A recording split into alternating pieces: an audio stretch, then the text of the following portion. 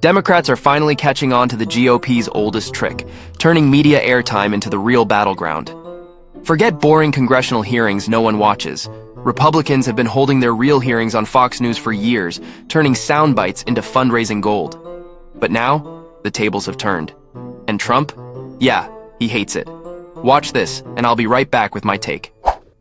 If we lose thousands of agents at the FBI, we are less safe. And our job in government, whether you're president of the United States, whether you're in Congress, whether you're on your local city council, your principal job is for people to be safe in the community. We're not safe when the president of the United States releases 1,600 violent individuals into our communities who storm the Capitol on his behalf.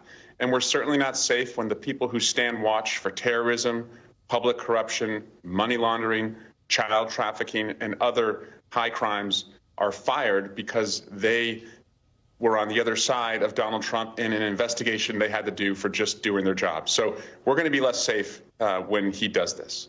And then, of course, we led the show, Congressman, by talking about the prosecutors in the Southern District of New York who are saying they'd rather resign than carry out what they see as a potential quid pro quo between the New York City mayor and the Trump administration. Your reaction when you see those efforts unfolding right before us? When you see prosecutors in New York refuse to do a drug deal for Donald Trump, that's what honor looks like.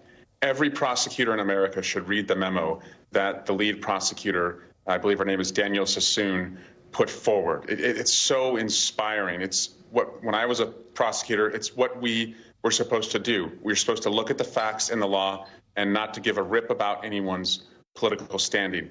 Watching this morning, Trump's lead immigration czar and Eric Adams on television talking about this agreement, it was so disgusting. It's what you would see on Russian television, just open, naked corruption. And so what we have to do in Congress, is the branch that funds government and that funds the Department of Justice, is to put in place, guardrails and protections against this. And that funding's coming up, by the way, in just a couple weeks. I'm glad that you asked about that funding because there has been a lot of conversations about Democrats being able to leverage their standing here. Usually Republicans need Democrats to help them continue to keep the government open, help continue funding. What's the leverage point that you're comfortable with Democrats using? Would you be comfortable shutting down the government? And to what end? What do you need to extract from these negotiations? Donald Trump right now is shutting down the government. He's shutting down federal aid that's supposed to go to organizations. He's shutting down the FBI by firing agents. He's shutting down the CIA with forced resignations. He's shutting down aid that is supposed to go out and help people. Democrats want to keep government open. So our leverage is that we're not going to provide, I'm not speaking for others, but speaking for myself, I'm not going to provide a vote that enables a further shutdown. And as I take a step back and I watch Donald Trump take this wrecking ball to America and to our allies, I keep asking myself, will we ever get all of this back? Will we rebuild in California when Donald Trump says he's not going to help those victims of fire disaster? Will we be safe in our communities with fewer FBI agents and more January 6th terrorists on the street?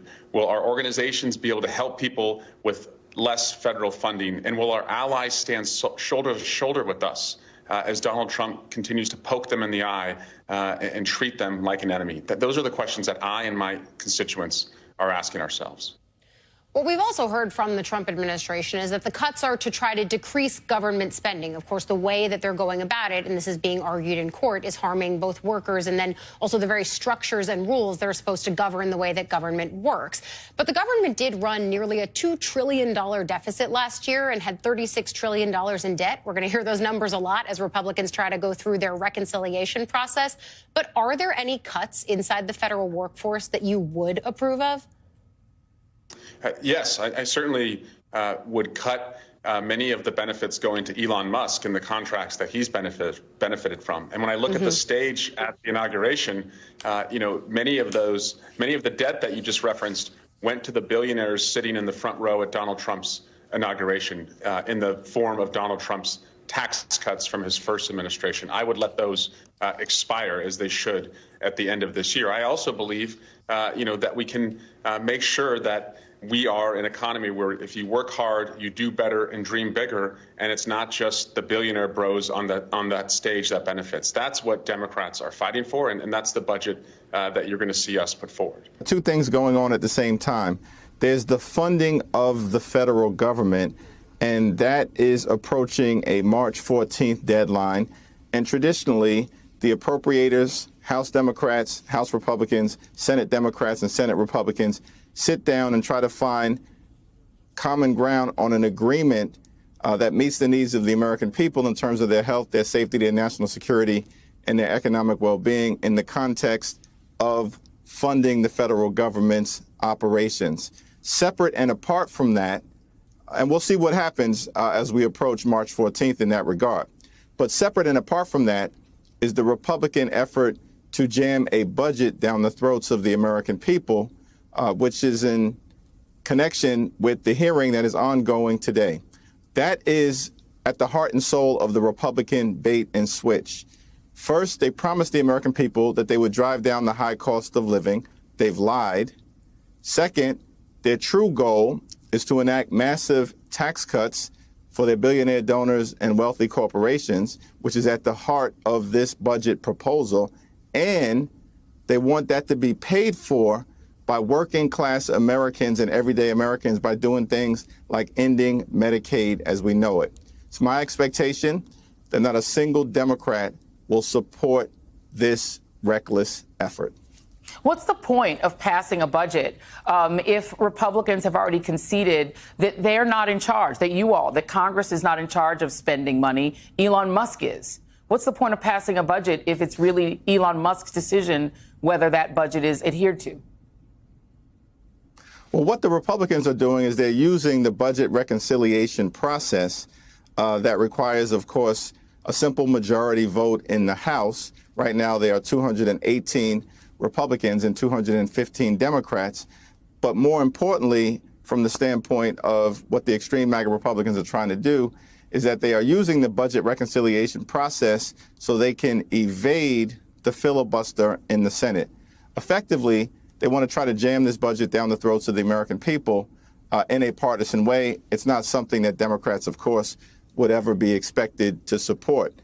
But the key point in the House, given the closeness of the margins, is that to stop any of this bad stuff from happening, it only takes 3 House Republicans to do the right thing on behalf of the people that they represent, to stand up for children and seniors and people with disabilities and veterans who will be hurt badly by this Republican budget proposal. But we've seen, Leader Jeffries, that there aren't 3. There aren't any. If Donald Trump announced tomorrow that he was selling the United States to Vladimir Putin personally and that we will now be owned by the Kremlin, every single Republican would say, yes, sir, and vote for it. We already have seen their behavior. We've stopped, I think most of us have stopped expecting any different behavior from them. So the question to me is the leverage that Democrats have at this point is coming up in March, and Republicans have never been shy about using the debt limit to hold Democrats hostage.